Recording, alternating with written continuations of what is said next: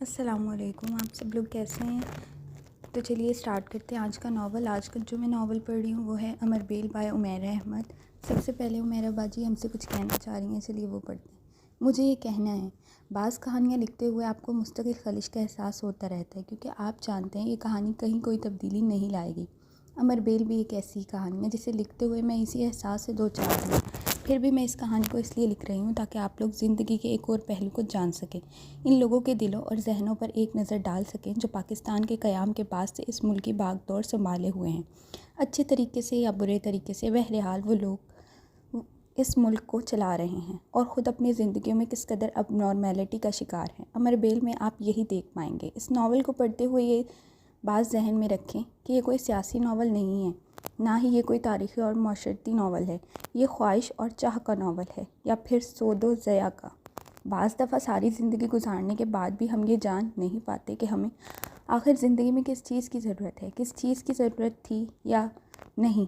और बाज़ दफ़ा ज़िंदगी के आखिरी लम्हात में हमें एहसास होता है कि जिस चीज़ को हमने ज़िंदगी का हासिल बना रखा था, इस चीज़ के बगैर ज़िंदगी ज़्यादा अच्छी गुजर सकती थी। अमर बेल के किरदार भी आपको आगाही के इसी अजाब से गुजरते नज़र आएंगे। मैंने इस नावल में किरदारों की भीड़ इकट्ठी नहीं की है, सिर्फ चंद लोग हैं जो पहले अपने इर्द गिर्द इंसानी रिश्तों की तलाश में सरगर्दा रहें और बाद में सिर्फ इंसानों की जो कोशिश इन्होंने कभी नहीं की वो अपने आप को तलाश करने की है। बुनियादी तौर पर अमर बेल उन नावलों में से एक है जो सिर्फ एक किरदार के लिए लिखा गया है और एक ही किरदार का नावल है। अब वो किरदार किसका है ये आपको खुद मालूम करना होगा। हाँ, मैं ये दावा कर सकती हूँ कि आप इस किरदार से चाहने के बावजूद भी नफ़रत नहीं कर पाएंगे। हकीकत में भी आप ऐसे किरदारों के साथ ऐसी ही मोहब्बत में गिरफ़्तार रहते हैं और यही आपकी गलती है। आइए गलती दोहराएं। कोई छाँव हो जिसे छाँव कहने में दोपहर का गुमान ना हो, कोई शाम हो जिसे शाम कहने में शब का कोई निशान ना हो, कोई वस्ल हो जिसे वस्ल कहने में हिजरत का धुआं ना हो, कोई लफ्ज़ हो जिसे लिखने पढ़ने की चाह में कभी एक लम्हा गिरा ना हो। ये कहाँ हुआ है कि हम तुझे कभी अपने दिल से पुकारने की सही करें, वही आरज़ू बेईमान ना हो, वही मौसम गमे जा ना हो। बाब नंबर 1। उमर आ रहा है परसों। लंच पर नानो ने अचानक इससे कहा। वो खाना खाना भूल गई। परसों आ रहा है? आपको किसने बताया? इसने बेचैनी से नानो से पूछा। तुम इस वक्त सो रही थी, वो भी तुमसे बात करना चाह रहा था, मगर मैंने जब ये बताया कि तुम सो रही हो फिर उसने जगाने से मना कर दिया।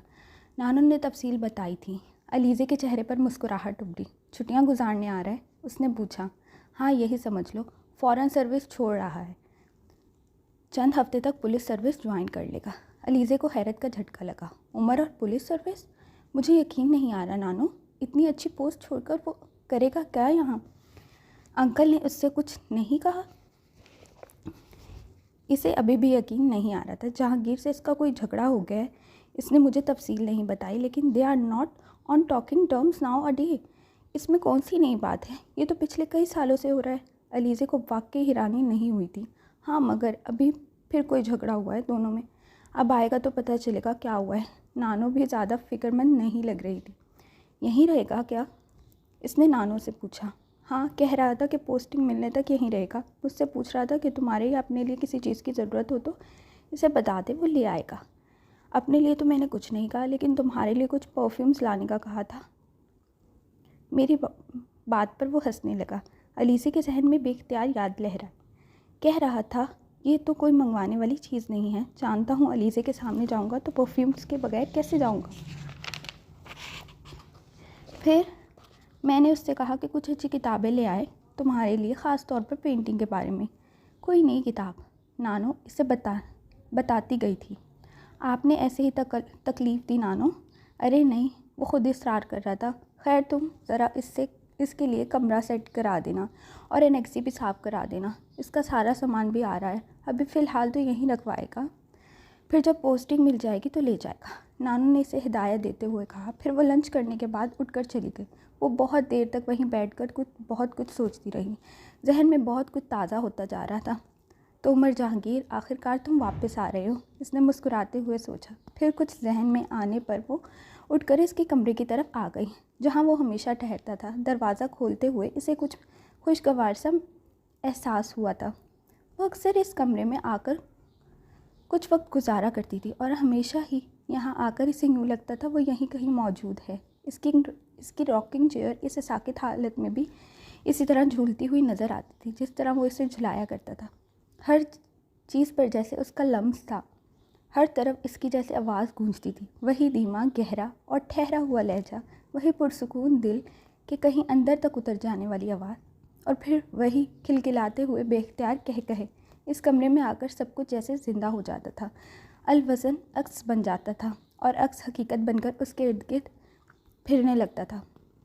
कमरे में वही मखसूस खुशबू बसी हुई थी। उमर के इस्तेमाल में आने वाली हर छोटी चीज़ इस तरह अपनी जगह पर थी जैसे इन्हें कल ही रखा गया हो। इसने याद करने की कोशिश की पहली बार वो कब आया था। इसे अपने जहन पर जोर नहीं देना पड़ा था।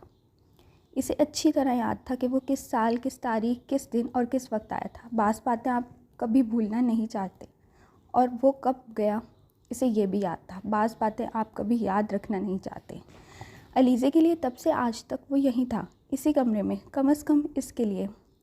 इसे अपने पीछे दरवाज़ा खुलने की आवाज़ आई। वो बेख्तियार पलटी। अच्छा, क्या तुम अभी ये कमरा देखने आ गई? मैंने सोचा मैं भी एक नज़र डालूं। नानो अंदर आ गई। चंद लम्हे तमकीदी नज़रों से वो कमरे का जायज़ा लेती रही, फिर जैसे मुतमईन हो गई। मेरा ख्याल है सब कुछ ठीक ही है, लेकिन फिर भी तुम ज़रा हर चीज़ को अच्छी तरह चेक कर लेना। मैं नहीं चाहती कि इसे यहाँ कोई तकलीफ़ हो। नानो मुड़कर कमरे से निकल गई थी। वो ड्रेसिंग टेबल की तरफ बढ़ गई और वहाँ पड़ा हुआ एक परफ्यूम उसने हाथ में ले लिया। आहिस्ता आहिस्ता उसने परफ्यूम का ढक्कन उतारकर खुशबू को महसूस करने की कोशिश की। बेख्तियार मुस्कुराहट उसके होंठों पर आई।